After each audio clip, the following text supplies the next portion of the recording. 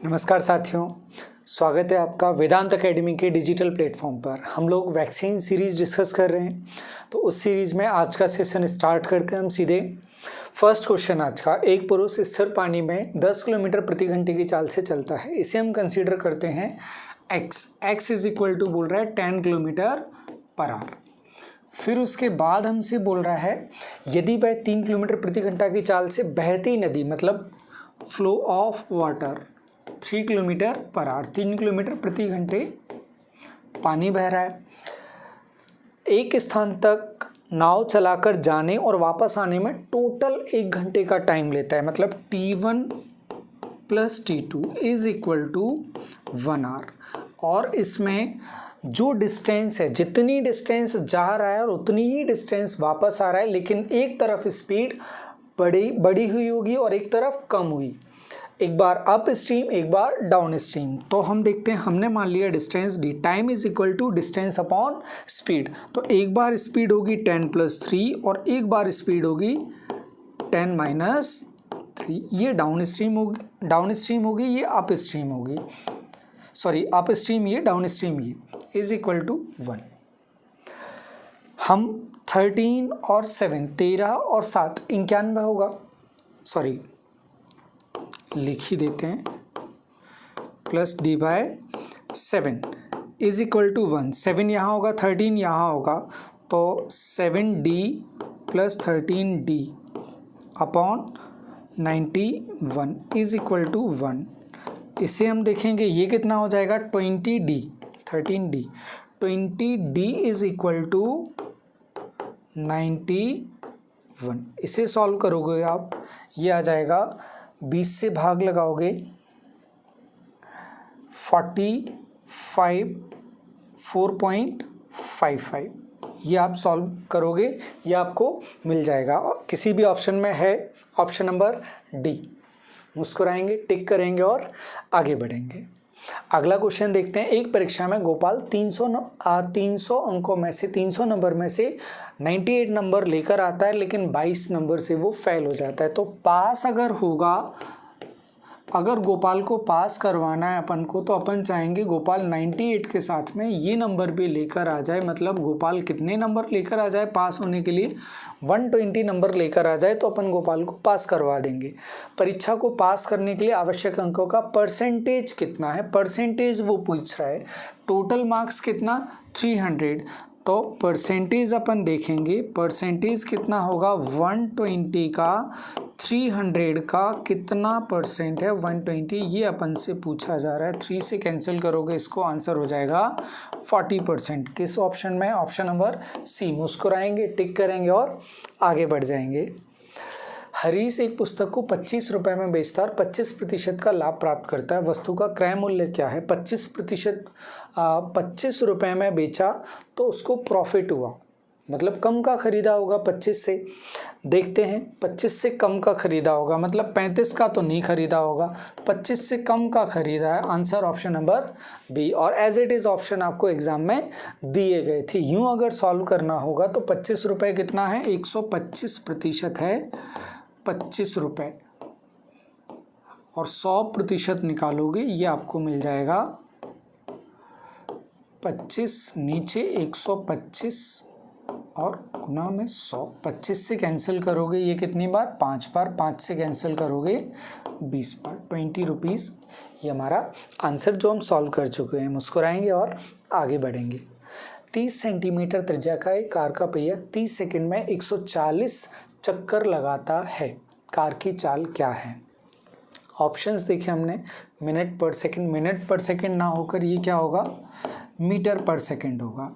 इसमें unit centimetre दे रहा है, नीचे सेकंड है चलेगा, लेकिन सेंटीमीटर को किस में चेंज करना पड़ेगा, मीटर में चेंज करना पड़ेगा। तो अपन यहीं से क्या लिख सकते हैं इसको, 0.3 मीटर। फिर आगे बढ़ेंगे हम। अब देखते हैं हम क्या होगा। स्पीड पूछ रहा है, speed is equal to distance upon time. Distance कितना, अब पहिया चक्कर लगा रहा है, जो पहिया होगा, पहिया किस तरह से चक्कर लगाएगा, ये पहिया है तो चक्कर क्या लगाता है, इसकी सरकमफेरेंस, परिधि चक्कर लगाती है, और तो कुछ चलता नहीं है, परिधि ही तो, जो सरकमफेरेंस होगी वही तो टच होगी ज़मीन पर। तो जब डिस्टेंस लेंगे तो डिस्टेंस में क्या लिया जाएगा, 2πr, 2πr ये डिस्टेंस लिया, लेकिन चक्कर कितने लगा रहा है, 140, और 1 सेकेंड में पूछ रहा है तो ये तो 30 सेकेंड का है, तो 30 से भाग लगा देंगे, 1 सेकेंड का आ जाएगा, 2π की जगह 22/7 और r की जगह 0.3 और ये 140 और नीचे 30 पहले से था, ये कैंसिल आउट हो जाएगा, 7 से कैंसिल करोगे 2 टाइम्स हो जाएगा, 3 से कैंसिल करोगे ये 0.1, मतलब एक अंक के बाद दशमलव लगा देना है। 22 दूनी 44, 44 का डबल 88, मतलब ये कितना 8.8 मीटर पर सेकेंड, ये हमारा आंसर बनेगा। जहाँ भी होगा ऑप्शन नंबर सी, मुस्कुराएंगे, टिक करेंगे और आगे बढ़ जाएंगे। नेक्स्ट क्वेश्चन, निम्नलिखित में से कौन सा 16 7/8 से अधिक बड़ा है या अधिक है, 16.850, 16.15 अब 16 से 15 बड़ा कैसे हो सकता है, ये ऑप्शन तो हटा ही देते हैं, ये तीनों ऑप्शन 16 से दे रहा है तो अपन 16 को वहाँ से हटा देते हैं, बचा क्या 7/8, इसे सॉल्व करते हैं, भाग नहीं जा रहा है तो पॉइंट लगाया, पॉइंट के बाद वाले ही तो चेक करना है, तो ये कितना हो जाएगा 70 हो जाएगा, 70 हो जाएगा। अब कितनी बार जाएगा, 8 से देखो कितनी बार जाएगा, 8 8 64, 8 8 जा 64, बचेगा कितना 6, 64 तक गया, 70 में से बचा 6, पॉइंट पहले ही लगाया तो 6 क्या हो गया 60। अब कितनी बार जाएगा 60 में 8 से भाग लगा रहे हो, 7 बार जाएगा, 7 8 56, 7 8 जा 56, अब कितना बचा 4, 56 में तक गया, बचा 60 में से 4, अब 4 पॉइंट लगाया 40 हो गया, 8 से डिवाइड करोगे 5 टाइम, 8 7 5 से ज़्यादा होना चाहिए, 875 से ज़्यादा, 850, 650, 890, ऑप्शन नंबर सी। बढ़ेंगे आगे मुस्कुराते हुए, y + 47 = 56, y + 33 की वैल्यू वो हमसे पूछ रहा है, y में जब 47 जोड़ा तब कितना हो रहा है 57 हो रहा है, अब कितना कम जोड़ रहा है वो 14 कम जोड़ रहा है, तो जो आंसर आ रहा है वो भी 14 कम हो जाएगा। फिर से सुनना, y में 47 जोड़ा तब ये कितना हो रहा है 56, लेकिन यहाँ y में कितना जोड़ रहा है 33 जोड़ रहा है, 14 कम जोड़ रहा है, तो आंसर भी 14 कम आएगा, 56 से 14 कम करोगे, देखो ऑप्शन नंबर डी, टिक करेंगे, मुस्कुराएंगे और आगे बढ़ जाएंगे। सर्ट्स एंड डाइसेस का क्वेश्चन, 24 m + 2n, फिर आगे इंटू प्लस, मतलब इसमें कुछ जो टाइपिंग है उसमें एरर है, तो इस क्वेश्चन को अपन लीव करते हैं, आगे बढ़ते हैं अपन। हाँ, यदि एक प्राकृतिक संख्या का घन उस संख्या के वर्ग का 7 गुना है, अब वर्ग में किसका इंटू कर दें वो क्यूब हो जाए, कोई नंबर होल स्क्वायर है उसी का इंटू करेंगे तभी तो वो क्यूब में कन्वर्ट होगा, समझोगे, ये होल स्क्वायर नंबर है, इसमें इसी का इंटू कर दोगे, 2 बार तो यहाँ है, 1 बार और आ जाएगा, 3 बार हो जाएगा, मतलब नंबर क्या है इंटू किसका किया जा रहा है, एक होल स्क्वायर नंबर है, ये होल स्क्वायर नंबर है, इंटू किसका कर रहे हैं 7 का, और ये इसका क्यूब हो रहा है, 2 बार यहाँ था, 1 बार ये और आ गया, मतलब था क्या वो नंबर 7 था, इसी से कहानी वो चल रही थी, तो ऑप्शन नंबर ए हमारा आंसर होगा। मुस्कुराएंगे, आगे बढ़ेंगे। 49 नहीं होगा, इसमें ध्यान रखेंगे, 49 के स्क्वायर में 7 का इंटू करेंगे, सब कहानी इधर उधर पहुंच जाएगी। बढ़ेंगे आगे, यदि 2 वर्गों की भुजाओं की लंबाइयों का अनुपात 2:3 है, साइड्स का रेशियो 2:3 है, अगर यहाँ हम देखें ये स्क्वायर है 2 और 3, 2x और 3x ले लो, अब इसका एरिया निकालोगे क्या हो जाएगा 4x², और इसका एरिया निकालोगे क्या हो जाएगा 9x², x² तो कैंसिल हो जाएगा, फाइनली क्या बचेगा 4:9, ऑप्शन नंबर डी। मुस्कुराएंगे, टिक करेंगे और आगे बढ़ जाएंगे। यदि दो वृत्तों की त्रिज्याओं का अनुपात 3:4 है तो उनकी परिधियों का अनुपात निम्न होगा। ये भी सेम एग्जाम में पूछे गए क्वेश्चन है, पता नहीं क्या लगा या कहाँ से एग्जामिनर ने कॉपी की आपके एग्जाम में। 2-3 क्वेश्चन एक ही पेपर में पूछ लिए गए थे। देखते हैं अपन, यदि दो वृत्तों की त्रिज्याओं का अनुपात 3:4 है तो उनकी परिधियों का अनुपात बताओ। ये 3 है, 3x कंसीडर कर लिया, ये 4x कंसीडर कर लिया, ये रेडियस है 3/4। अब सरकमफेरेंस परिधि क्या होती है, 2πr की जगह कितना 3x, यहाँ अनुपात निकालेंगे 2πr की जगह 4x, x और 2π कट जाएंगे, बचा क्या 3/4। ज़्यादा ज्ञान गणित में हम क्या लगा देते हैं, होल स्क्वायर होगा तो रूट कर देंगे और सिंपल नंबर होगा तो स्क्वायर कर देंगे, आंसर आ जाएगा, खुश हो जाएंगे। पिछले में एप्लीकेबल है लेकिन इसमें एप्लीकेबल नहीं है, तो बेसिक्स क्लियर होना चाहिए। यहाँ सीधे सीधे आंसर क्या है 3/4, जो ऑप्शन जो क्वेश्चन में दे रहा है वही आंसर, ऑप्शन नंबर सी। मुस्कुराएंगे, टिक करेंगे और आगे बढ़ेंगे।